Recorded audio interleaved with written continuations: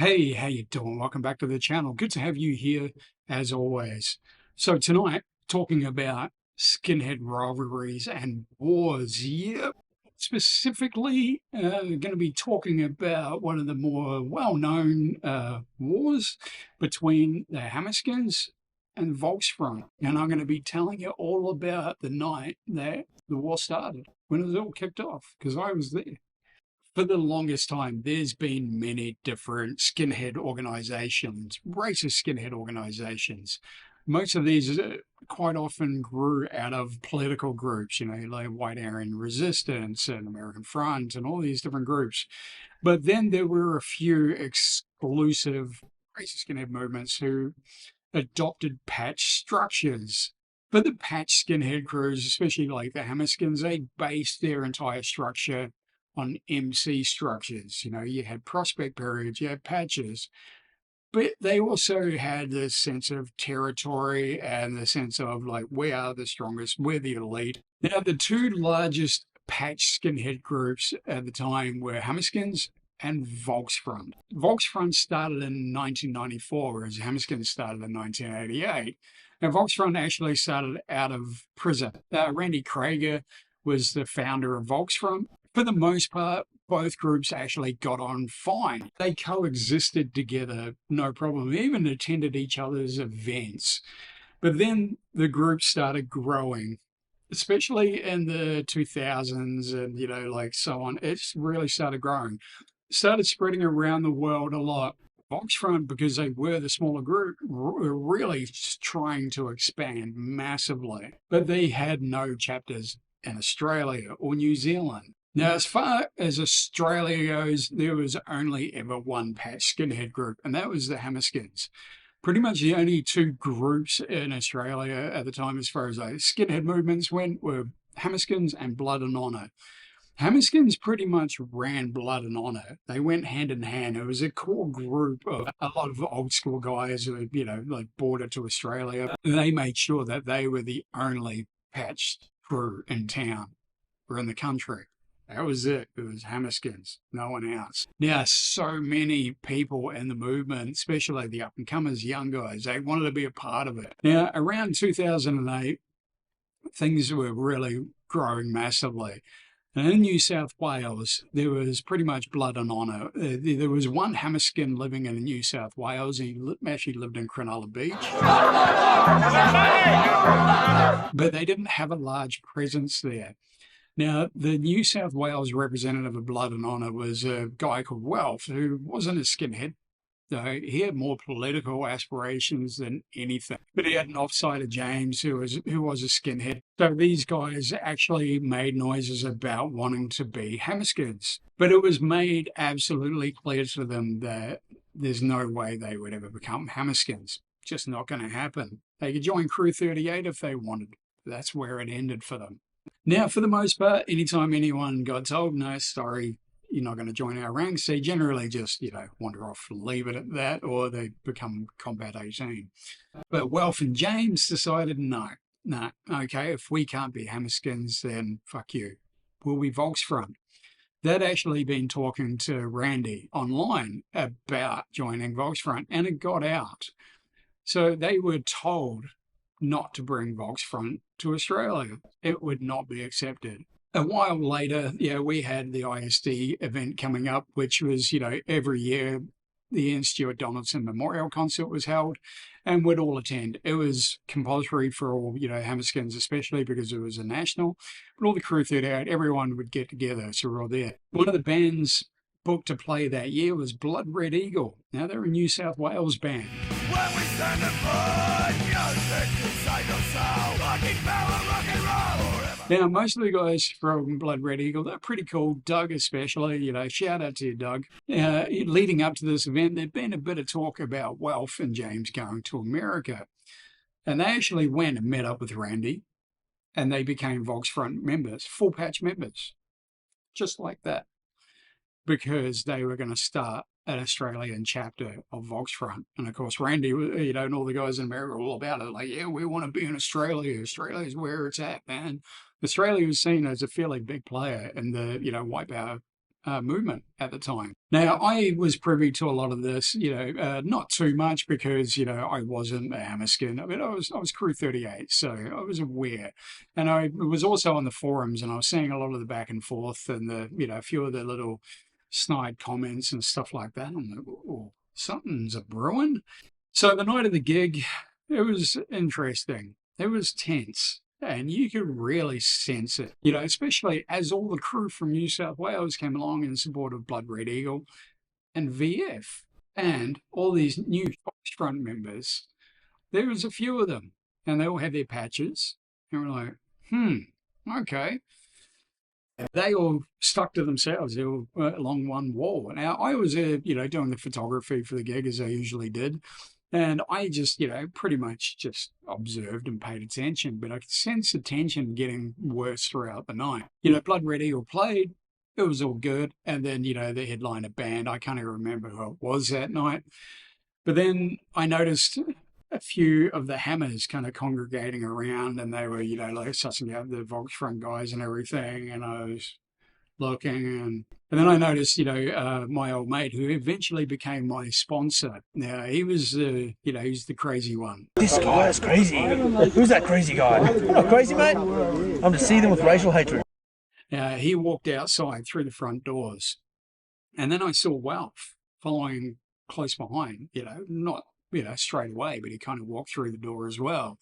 Now, I would kind of wish I had my camera ready to go at the time because the next minute, all I hear is smack, smack, and someone come flying backwards through the doors. There's a big double doors, and they swung open. And Wealth came flying through the air, landed on the floor, and slid. Wealth jumped up, and he's like, pretty much out on his feet, his eyes are rolling back. And he staggered over to where the other Volksfront guys were, and they were looking petrified. The Hammers inside had gone outside to back up the other Hammerskin, who had obviously punched Wealth as he came through the door. And of course, there was a lot of, chaos going on inside. Everyone's saying, what's going on? What's going on? That was pretty much the end of the gig. Jesse, who was always the negotiator, he was over talking to the VF guys, and he basically told Wealth to get out, to go before things got really bad.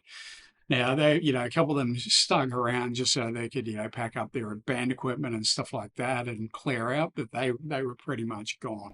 I ended up driving Jesse back to his place that night, and he told me what had gone down. Now, apparently, it had all been pretty much planned. All the Hammerskins had talked about it. Like, right, it's going down. No warnings, because they'd already been told. Volksfront wasn't welcome in Australia, and the fact that Wealth ignored everyone and decided to go over just for his own gains, so there were no further warnings needed. When Wells stepped out in front of the door, old mate was waiting, and he lit him up. Now, old mate was a fighter. He was an absolute fucking brawler. A few of these guys were. In fact, the Hammerskins are inside. They were some of the most serious brawlers I've ever met. When they went outside, they went out to back him up, and they were all out there waiting for the VF guys to come out. And of course, they never did. None of them went outside.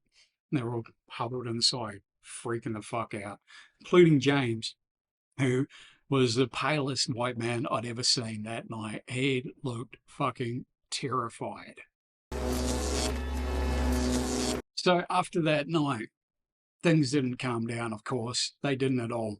We thought they would. We thought that might be the end of it, but no, definitely not.